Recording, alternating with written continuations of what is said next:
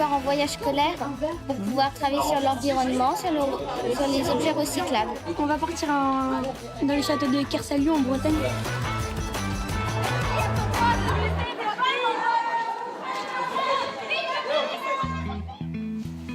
On part donc dimanche 2 juin, 22h30, rendez-vous au collège, 22h30 précis.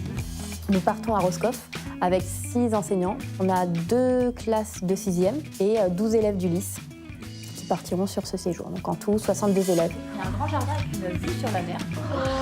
Donc des ULIS, c'est une unité localisée pour l'inclusion scolaire pour enfants en situation de handicap ou des troubles autistiques, de la trisomie et puis une déficience cognitive en général. La semaine prochaine, vous allez être séparés en 3 groupes.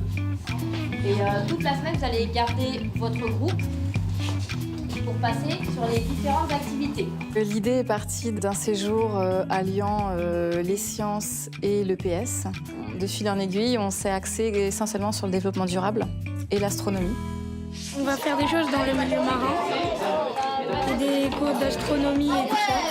On va faire plein d'activités. On va aller à la plage et on va ramasser les déchets. Moi, je vais pêcher des piranhas. Moi, je vais pêcher des crabes et des requins. On va faire aussi un aquarium, du char à voile.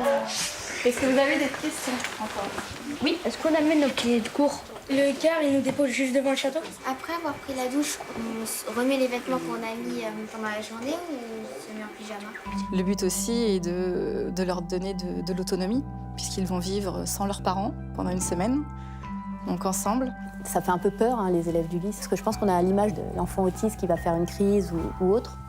Et puis de vivre avec eux, ils s'aperçoivent finalement qu'au quotidien, sont des enfants comme eux finalement, hein, qui participent aux activités, qui aiment s'amuser. Et sur une semaine, on ne voit plus le handicap. Il n'y a plus cette barrière entre les deux. Allez, il y en a un qui peut prendre le râteau. Moi, je prends le râteau.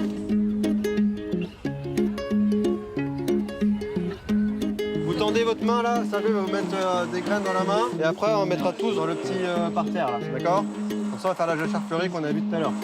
Ce jardin, le fait de pouvoir voir pousser les légumes, les fruits sur aussi des petits arbustes, fruitiers, ça leur permet aussi de se rendre compte, du point de vue alimentaire, d'où viennent leurs légumes.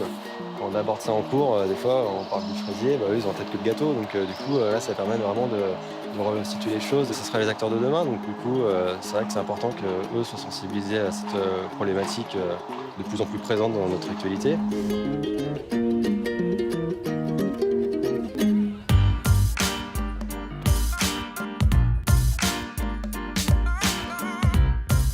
Donc le but aussi, bien évidemment, de ce voyage scolaire, c'est de permettre aux élèves de les ouvrir aussi de façon culturelle. C'est une réelle chance d'avoir ce type de voyage pour pouvoir emmener le maximum de nos élèves voir d'autres choses, les sortir de leur quotidien. Certains vont voir la mer pour la première fois. C'est assez jouissif de pouvoir offrir ça à nos élèves.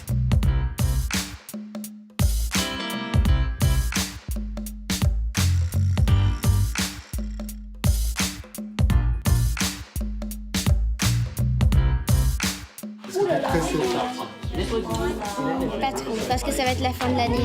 Du coup, j'aime bien le collège.